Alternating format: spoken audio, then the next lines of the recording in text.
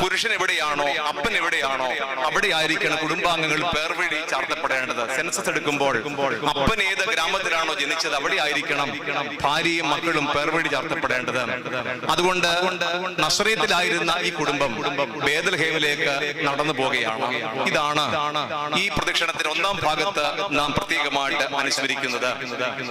രണ്ടാമത്തെ ഭാഗം നമുക്കറിയാം. പ്രദക്ഷിണം നടത്തിയതിനു ശേഷം തീജ്വാല കുഴിക്ക് സമീപത്തായിട്ട് നാം നിന്നുകൊണ്ട് വിശദമായിരിക്കുന്ന ഏവൻഗേലിയൻ ഭാഗം നാം വായിക്കുമല്ലോ.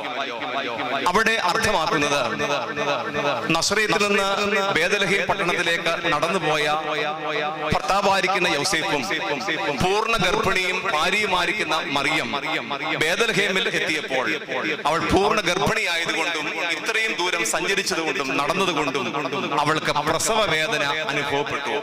അങ്ങനെ ബേത്ലഹേമിലായിരുന്ന കന്യക മറിയം പ്രസവ വേദന കലശലായി